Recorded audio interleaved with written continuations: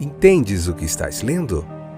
O podcast que te leva através das páginas da Bíblia, livro por livro, capítulo por capítulo. Uma exposição bíblica emocionante. Aperte os cintos e embarque comigo nesta viagem.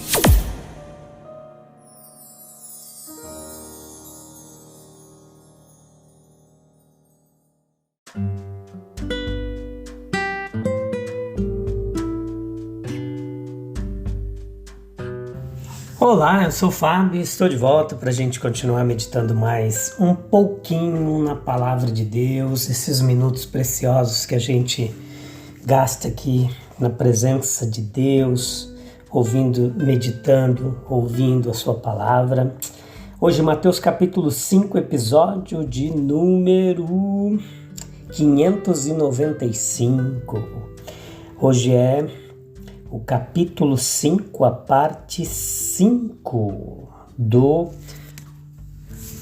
capítulo 5 de Mateus, episódio de número 595, parte 5, oitava temporada. Estamos vendo o livro de Mateus capítulo por capítulo, e você encontra aí os outros livros, os outros evangelhos, João, Marcos, Lucas, João, Marcos e Lucas. Agora estamos em Mateus. Nós também fizemos os livros do Antigo Testamento, Gênesis, Êxodo, Levítico e Números. E é isso, e a gente está aqui há quase 3 anos, ou mais de 3 anos, sei lá, já perdi a conta direito, acho que em maio agora faz 3 anos, dia 2 de maio, vai fazer 3 anos que a gente está aqui fazendo esse trabalho, quase 600 episódios, muitas horas de estudo bíblico disponível aí para você de forma gratuita no Deezer, na Amazon Music, no Spotify, no Google Podcasts, na Apple Podcasts, no Deezer, em tantos outros distribuidores aí, você encontra esse trabalho excepcional de teologia bíblica, arqueologia, história, geografia, uma exegese muito apurada do texto bíblico, apoiada em muitos comentaristas bíblicos e mais de 25 anos de bagagem aí, de estudo, de ensino da Palavra de Deus, tá bom? Como vai vocês? Como vão vocês? Tudo bem? Espero que sim. Sejam muito bem-vindos aí de volta. E vamos lá, sem perca de tempo. A gente está em 10 episódios no capítulo 5, tá? Nós chegamos na metade.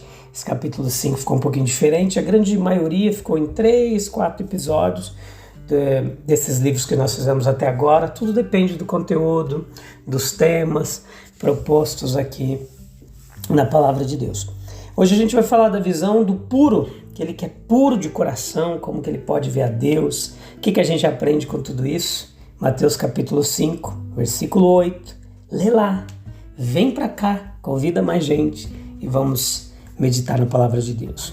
Especialmente aos puros, o texto é claro, que Deus se revela em suas obras. Em suas obras, seu poder, sabedoria e bondade podem ser vistos até mesmo pelos que não creem. O Filho de Deus, ele vê a mão de um Pai nas obras de Deus. Meu Pai fez todas as coisas. Exclusivamente aos puros, Deus se revela pelo seu Espírito. Essa revelação de Deus é a mais especialmente pretendida aqui no texto bíblico. Existe também a manifestação pessoal do Filho de Deus. Essa visão é peculiar ao espiritual. Filipe não viu verdadeiramente Jesus, não. Mas, embora corporalmente diante dele, até que os olhos do seu espírito foram abertos para ver o Pai no Filho, a divindade revelada na humanidade. O mundo não tem essa visão de Deus. Se eles consideram essa crença fanática, é exatamente isso que as Escrituras nos levam a esperar deles. Ela diz que eles têm olhos, mas não veem, têm ouvidos, mas não ouvem. A revelação espiritual, ela costuma ser vívida. A visão dos profetas foram assim, quer tenham surgido em sonhos ou em visão aberta. Essas foram impressões feitas nos sentidos da alma. As visões de Deus às vezes eram esmagadoras, como viu o profeta Ezequiel, Daniel, o apóstolo João no Apocalipse. Elas eram tão vívidas que podiam ser confundidas com impressões corporais reais. Samuel pensou que um som chegava ao seu ouvido, lembra lá? Externo, quando Deus falava ao ouvido da sua alma. Eli estava dentro do alcance da audição natural, mas não ouviu essa voz, mesmo sendo sacerdote. Pedro, quando seus sentidos corporais foram tocados, familiarizado com a vivacidade das impressões espirituais, Atos capítulo 12, versículo 9, diz que ele pensou ter tido uma visão. Paulo, em seu famoso arrebatamento, não conseguiu determinar se ele estava no corpo ou fora do corpo, se seus sentidos corporais ou espirituais foram tocados. 2 Coríntios capítulo 12, versículo 1 ou 4. O que é o testemunho do Espírito? Para a adoção de um homem na família de Deus, senão um discurso feito pelo Espírito de Deus ao Espírito do homem. Nessas revelações espirituais da Bíblia, nós desfrutamos de comunhão com Cristo. E nós estamos nessa terra principalmente familiarizados com o que é material, palpável, temporal. É assim pela nossa constituição humana. Os anjos, como diz a Bíblia, estão ao nosso redor, mas nós não os vemos. O corpo atua como um véu para obstruir a nossa visão espiritual. Mas o véu, ele se rasga na morte. Quando o véu da carne de Cristo foi rasgado, o véu do templo também foi rasgado. O lugar santíssimo, então descoberto, era o tipo do céu. A Bíblia diz que então chegará o dia que nós veremos Deus como os anjos contemplam a sua face. O lugar santíssimo do templo é o lugar da Shekinah, da glória da presença de Deus. Assim como esses corpos são psíquicos, isto é, adaptados à companhia da alma, também o corpo ressurreto será um corpo espiritual. A sensação corporal será melhorada. Os defeitos que são efeitos do pecado não terão lugar. Os poderes das nossas sensações e percepções serão ampliados. A visão ela poderá ser microscópica ou telescópica. A audição será melhorada. Nós poderemos experimentar sensações compostas. Nós poderemos ver e ouvir sons ao mesmo tempo. Nós poderemos ao mesmo tempo ouvir e ver cores. As sensações corporais e espirituais serão articuladas. Como será? Eles fazem isso agora em parte, mas então serão compreendidos perfeitamente. A perfeição só virá lá. Que mundos de novas experiências, comparações, reflexões serão abertos. Quando nós vemos juntos os complementos materiais e espirituais do grande universo de Deus, na presença de Deus, face a face.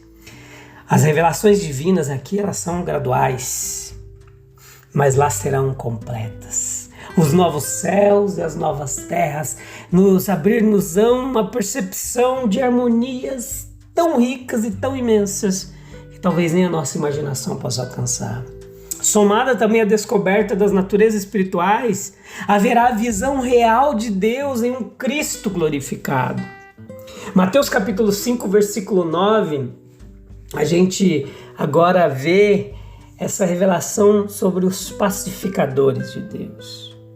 Bem-aventurados os pacificadores, bem-aventurados os pacificadores, porque eles serão chamados filhos de Deus. Essa é a sétima na ordem das bem-aventuranças. É o primeiro, porém, que mostra a bem-aventurança pronunciada como caindo sobre uma pessoa, não em primeira instância por alguma qualidade, graça ou virtude pessoal, mas por causa de suas obras no interesse dos outros, seja da família, do mundo ou a igreja. A distinção é manifesta, mas a diferença não é muito real.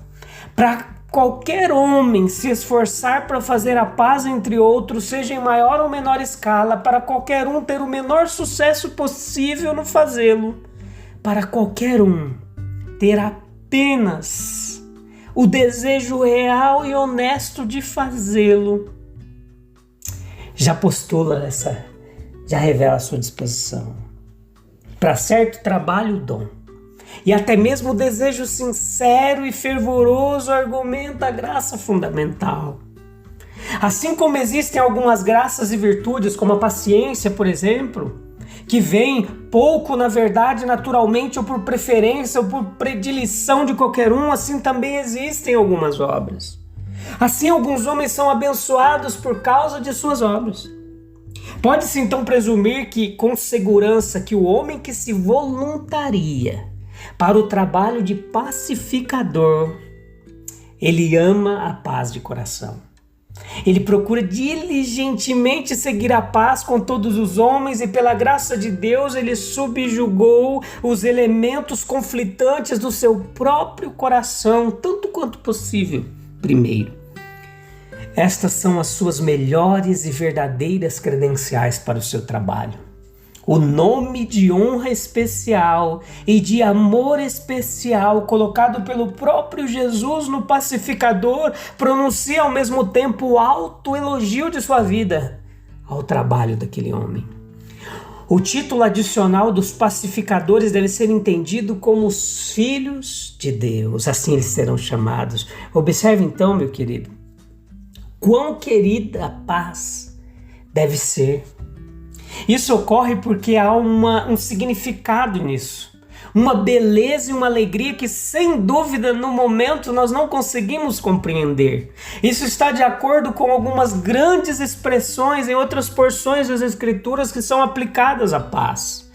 E as posições de honra especial nas quais ela é colocada, por exemplo, a paz de Deus, que excede todo entendimento, o Deus do amor e da paz, graça, misericórdia e paz por meio de Deus. Que a paz esteja com você, paz no céu, minha paz eu te dou, e tantas outras expressões e versículos que falam sobre a paz. Quão perto está a correspondência e a relação entre a realização da paz e a reconstrução da família de Deus na terra.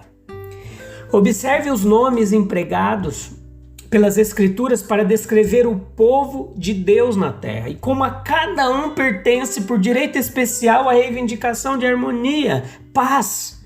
Por exemplo, a irmandade, a família, toda a família no céu e na terra, um rebanho, a casa do meu pai, etc. E novamente observe, inversamente, como todas as inimizades, contendas, divisões, lutas e tantas obras, como palavras de ira, maldade, malícia, falsidade, essas várias maneiras que destroem o próprio pensamento e está contrária à paz. São particularmente caracterizadas como obras do diabo no texto bíblico.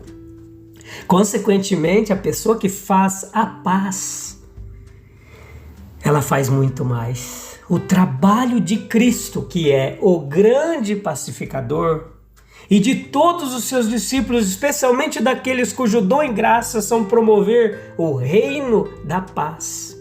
A disposição do cristão deve ser pacífica. Ele é atencioso, longânimo, ele está perdoando. Sua conversa é pacífica, ele é conciliador. Ele sacrificará qualquer coisa, menos a verdade e a retidão. Alguém que executa, que cumpre, que faz, que age com paz, é aquele cujas ações são boas e úteis.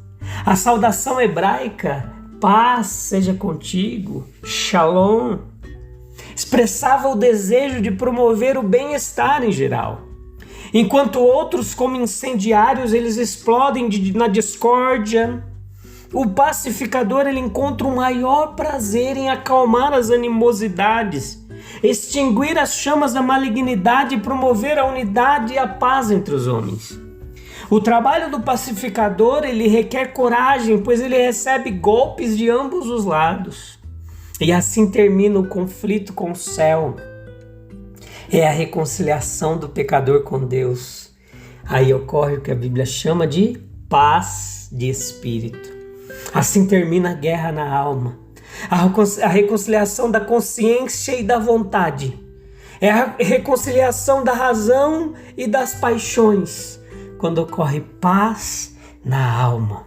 Assim termina o conflito entre o homem e seu semelhante. É a reconciliação dos interesses humanos quando ocorre paz no mundo. O pacificador ele é reconhecido como filho de Deus, pois ele participa da natureza do seu Pai. O Deus da Bíblia é o Deus da paz. Todas as grandes forças da natureza elas são pacíficas. Há barulho na tempestade, mas a força dessa tempestade não é comparável ao poder silencioso da luz que cobre toda a terra. Quão silenciosamente os mundos realizam suas estupendas revoluções. A Terra, ela gira em torno de seu eixo sem atrito a uma velocidade de cerca de 1.666 km por hora. Você escuta os seus movimentos? Não. Eles não fazem barulho. Ela é transportada pelo espaço a uma velocidade bastante elevada, porém muito inferior à de outros astros do universo. Mas você não escuta nada. O pacificador, ele participa da natureza do Filho, o príncipe da paz. Ele participa da natureza do Espírito, o Espírito da paz, trazendo paz, ele é o Consolador. Será que estamos, meus queridos, verdadeiramente abertos para enxergar a presença de Deus em nossas vidas, em nosso mundo, mesmo quando nós não podemos vê-lo fisicamente? E quão profundamente nós podemos compreender o significado, a importância da paz, considerando-a não apenas como ausência de conflito, mas como a expressão da natureza divina e a missão dos pacificadores. Vamos orar? Vamos falar com Deus de toda paz, para que Ele traga paz na sua alma, na sua consciência, paz com os outros, paz com Deus e traga paz no nosso mundo tão perturbado. Ó Deus, Tu que nos revelas a Tua bondade e poder através de Tuas obras, Teu Espírito, concede-nos olhos espirituais, Senhor, para a gente ver Tua presença, é a manifestação dela nas nossas vidas, no nosso mundo. Capacita-nos a ser pacificadores, promovendo a harmonia, a paz, onde quer que estejamos. Que possamos refletir Tua natureza como filhos e filhas de Deus, seguindo o exemplo de Cristo, o príncipe da paz. Amém, amém, amém.